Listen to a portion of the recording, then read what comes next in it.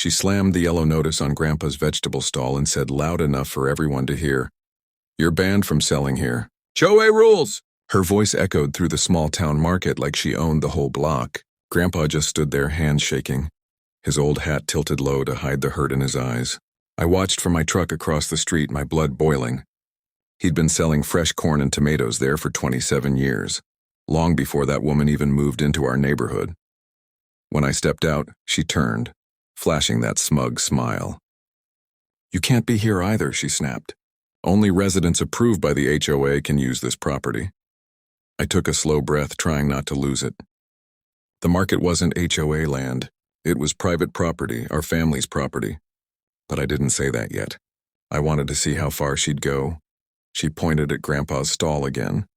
"Pack it up, old man, or I'll call security." Grandpa's voice cracked. "Ma'am, I've been selling here since before your fancy signs went up." She laughed. "Then maybe it's time you retired." The crowd around us started whispering. Some people looked away. Others pulled out their phones. She noticed that, straightened her jacket, and hissed at me.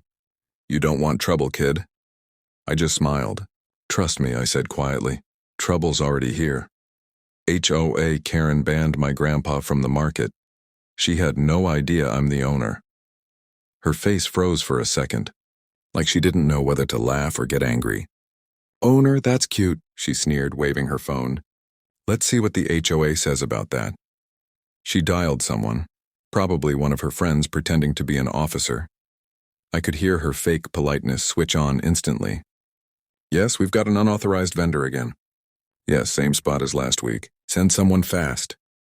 She ended the call and folded her arms, smiling like she'd already won. Grandpa whispered to me, "Son, leave it. She's got power here." But I shook my head. Not the kind she thinks. I glanced at the small camera above the stall, the one I'd installed months ago after she tore down his sign the first time. Every word she said, every fake call, every insult, it was all recorded. Minutes later, a white SUV with flashing lights rolled up. Two men stepped out, wearing black uniforms that didn't look official at all. No badges, no city logo, just intimidation. She strutted over to them, pointing straight at Grandpa. "That's him. He's violating HOA code." The taller man nodded, trying to look serious. "Sir, you'll need to leave immediately." I stepped between them. "You got a warrant?" The guy blinked. "We don't need one. HOA regulations." "Wrong answer," I cut him off, pulling out my phone. "Because this entire lot belongs to me. And unless you're real law enforcement, you're trespassing." The fake officers exchanged nervous looks, but Karen just laughed. "You own this place? Sweetheart, you couldn't afford the parking meter." I opened the truck door, grabbed a thick folder, and handed her a paper. "County property deed. Filed under my name last month." Her smile vanished. The crowd started whispering again. Grandpa just stood there, mouth open. She looked at the paper like it was a bomb about to go off, and then her phone rang. She turned pale. "Ma'am," the voice on the other end said loudly enough for me to hear. "Real police are on the way. Someone reported fake officers at the farmer's market." Her eyes widened, and for the first time she didn't have a single word to say. She stammered, trying to keep her voice steady. That's probably a mistake. I just called for help."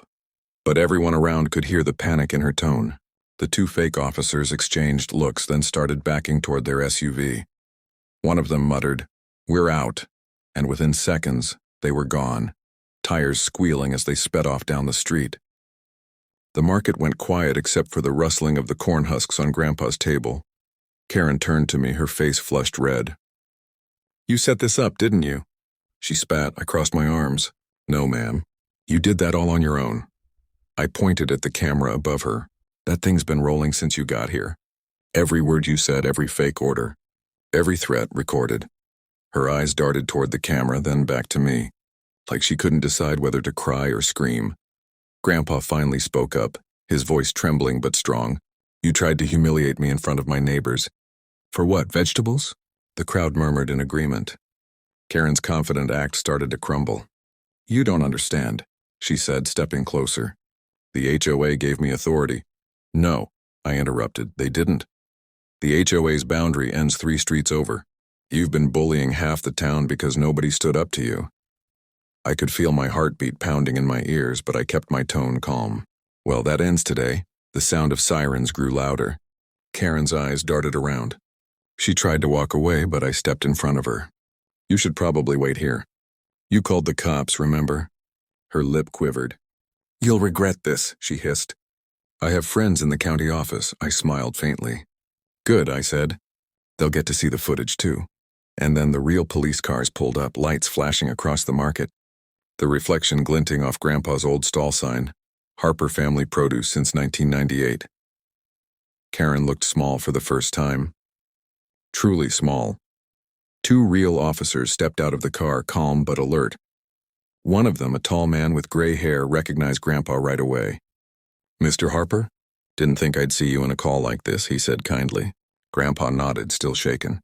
Didn't think I'd be in one either, officer. Karen quickly jumped in before I could speak. Thank God you're here. These people are trespassing. They threatened me and— Ma'am, the officer interrupted, holding up a hand. Slow down. We got a report about fake police and a disturbance. Karen's mouth fell open. What? No, that's a misunderstanding. I called them to handle this. The officer's eyes narrowed. You called them? She nodded fast. Of course. Choice enforcement. He exchanged a look with his partner, then turned back to her. There's no HOA jurisdiction here, ma'am. This market's privately owned. Always has been. The color drained from her face. That's impossible. The HOA map. I handed him the same folder I'd shown her earlier. Deed, zoning map, and business license, all in my name. You can verify it right now. The officer flipped through the pages and nodded. Everything checks out. This land's not HOA property. He turned to Karen. You've been issuing fake violations? She took a step back, voice trembling now. I was just trying to keep order. You don't understand what these people— The officer's tone hardened. Ma'am, impersonating law enforcement and filing false reports are serious offenses. She blinked fast, panic rising. Wait, no, you can't. I'm on the board. Not anymore, I said quietly. The officer looked up. What do you mean? I unlocked my phone and opened the security app, showing the footage on screen. Karen putting the fake notice, threatening Grandpa, and calling her officers. The officer nodded. That's enough.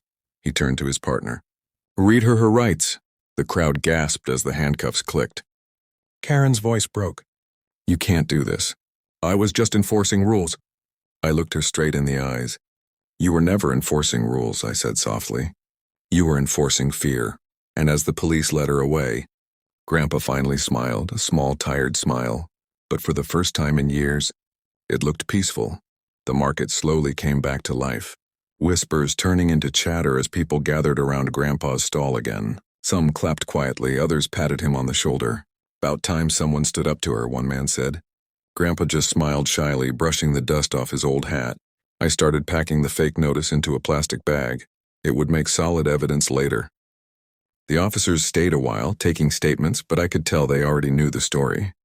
Everyone had seen what happened. When things settled down, one of the officers walked over to me. You handled that better than most folks would, he said. Most people would have lost their temper. I shrugged. My grandpa taught me better than that. He smiled.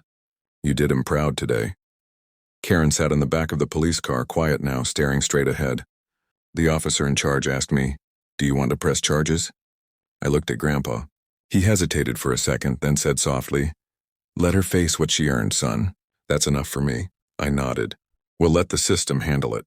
But deep down, I knew this wasn't over. Karen wasn't the kind of person to give up easy. And I was right, because that night when I checked my email, there it was, an HOA official notice addressed to me.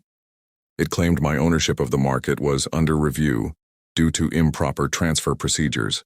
It even warned me not to reopen until the board approved it. The problem? The HOA had zero control over this land. I stared at the email, my jaw tightening. She was out on bail already. Somehow she was still pulling strings. I looked over at Grandpa sitting by the window, humming an old tune, finally calm after months of stress. I couldn't let this start again. Not for him, not for anyone else she'd bullied. So I opened my laptop, pulled up my saved folder, dozens of clips, documents, and recordings of every lie she'd ever told, and started drafting one last message to the entire neighborhood. I spent the whole night editing that video, every clip, every word, every smug smirk of hers stitched together like a confession. I didn't add music or fancy titles, just the truth. By sunrise, I uploaded it to the neighborhood group page with a single caption.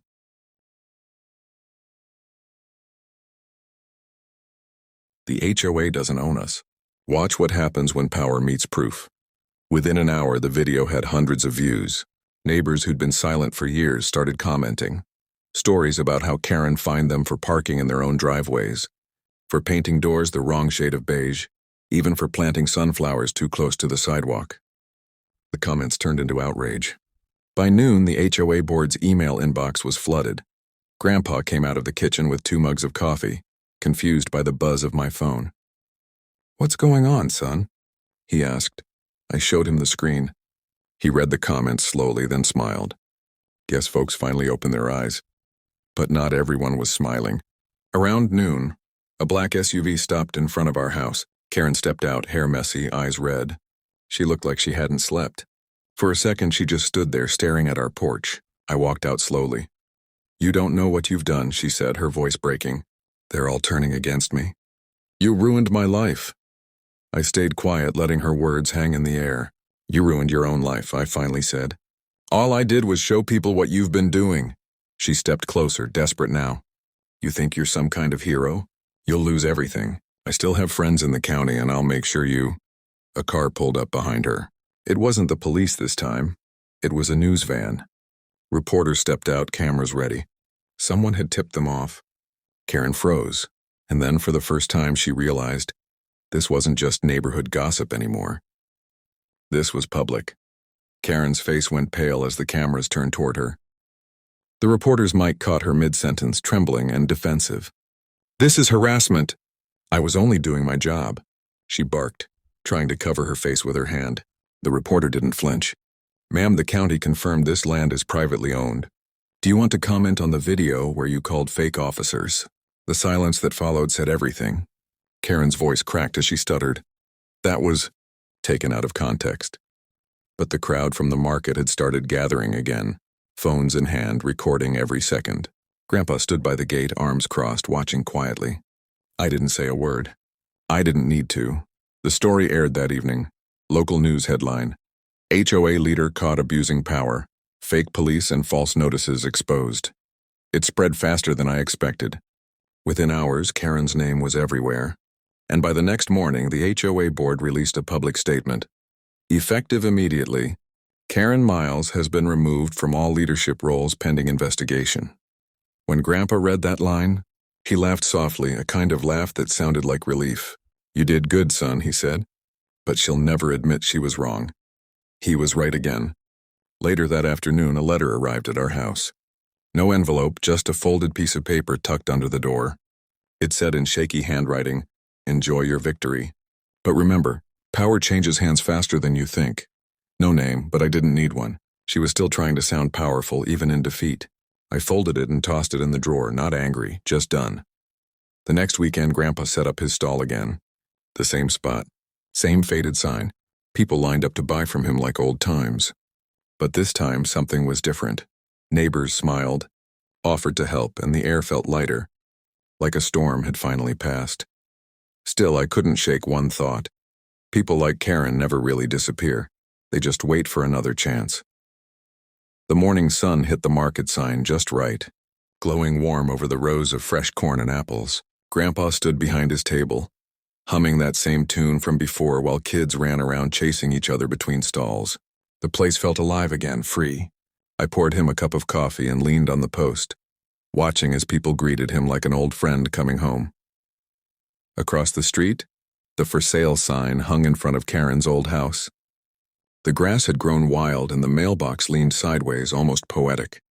She'd moved out a week after the investigation wrapped up. The HOA board had not only removed her, they'd disbanded half their rules committee altogether. People finally realized how deep her control had gone. One of the neighbors, Mrs. Lopez, stopped by and smiled. "Your grandpa's famous now," she said. "They're calling him the man who beat the HOA." Grandpa chuckled. "Nah, I just sold tomatoes and minded my business. My grandson here's the one who fought." I shook my head. "I didn't fight, Grandpa. I just reminded everyone what was right." Later that day, as we closed up the stall, I noticed something nailed to the back of the market gate. a small wooden sign, carved by one of the local kids. It read, "Freedom grows here." Grandpa ran his hand over the letters and whispered, "Your father would have liked this." I smiled. Yeah, he would have.